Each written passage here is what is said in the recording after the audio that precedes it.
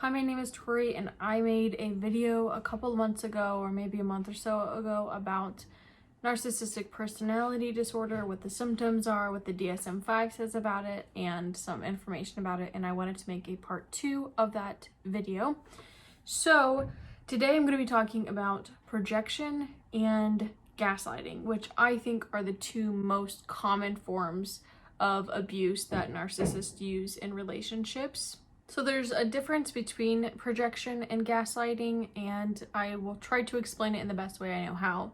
So projection is usually an unconscious thing that a narcissist does to take what they're insecure about or what they themselves are and place it onto you. So self-projection is a form of manipulation where they unconsciously are taking traits or emotions or feelings that they're having about themselves and placing it onto you, or placing blame onto you unknowingly, because they are not comfortable or secure in themselves, so they feel that they have to put that onto somebody else as a defense mechanism. Unconsciously, it is something that they really don't like about themselves, or that they are insecure about, or that they feel uncomfortable with.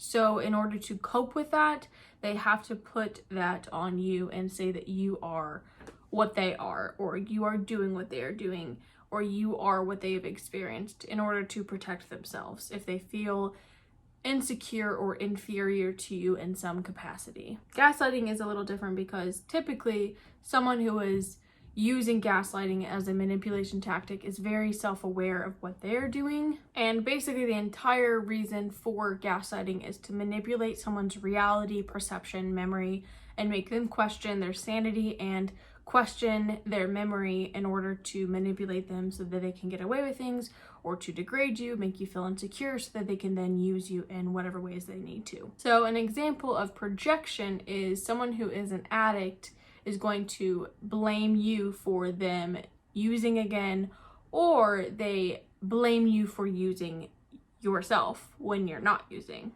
An example of gaslighting is if a husband and wife are arguing, and the wife knows this argument happened, and say he calls her a mean name, and the wife says, "Why would you call me that?" He would then try to gaslight her by saying, "I never called you that. That never happened. You're lying. That didn't happen." Or, "Oh, I didn't mean it that way."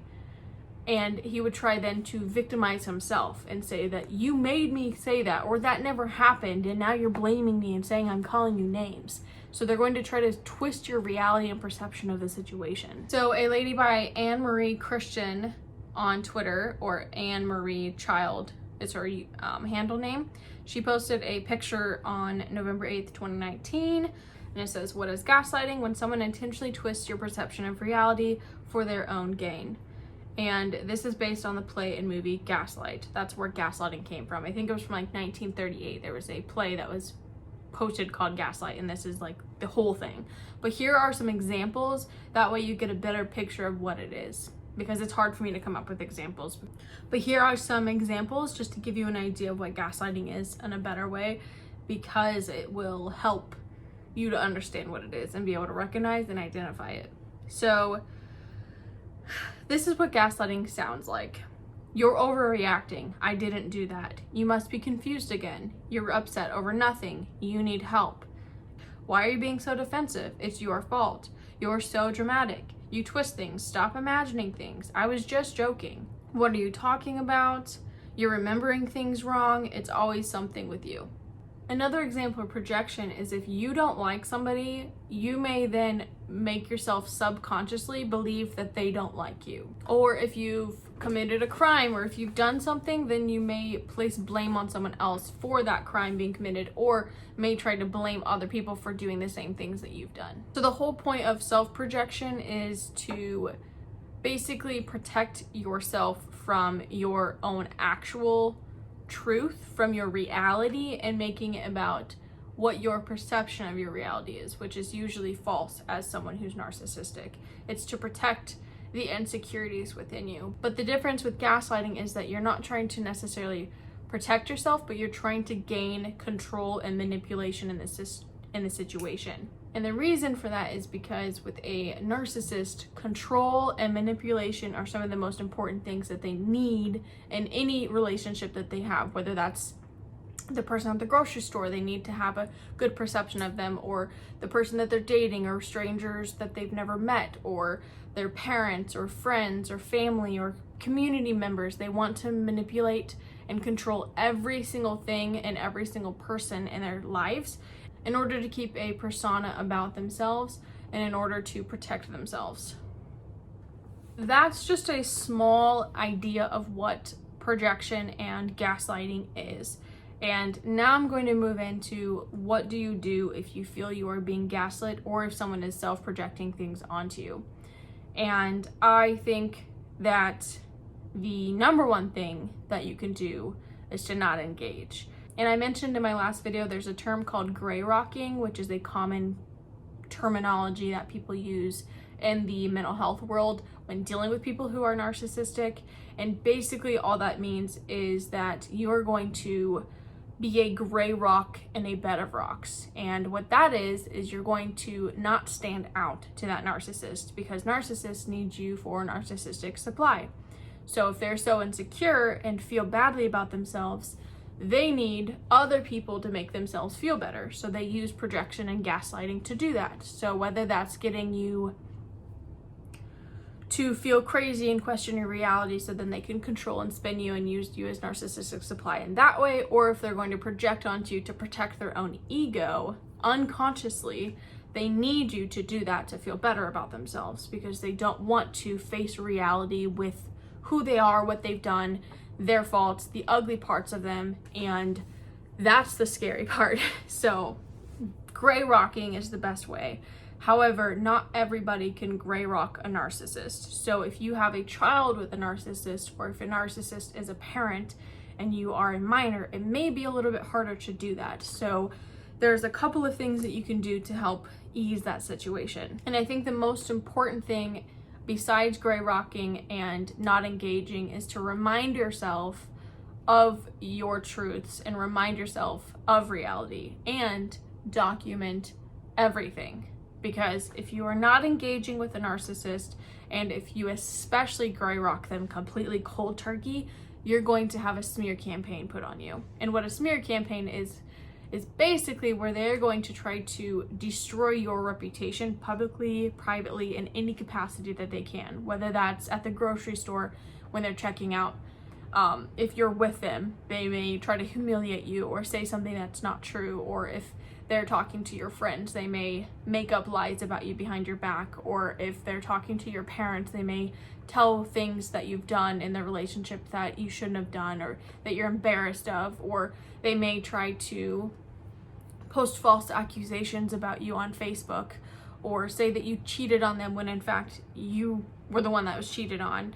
There's tons of ways that they're going to try to do a smear campaign on you, and the whole point of that smear campaign is for them to try to gain the control again and to make you look crazy by you responding to that terrible smear campaign. So they want to defame you, they want to hurt you, they want to get a reaction out of you, so they're going to say whatever they can to try to get that reaction, because then you're becoming the narcissistic supply again. What you want to try to do is make sure that you're documenting all of that in case it needs to go legal.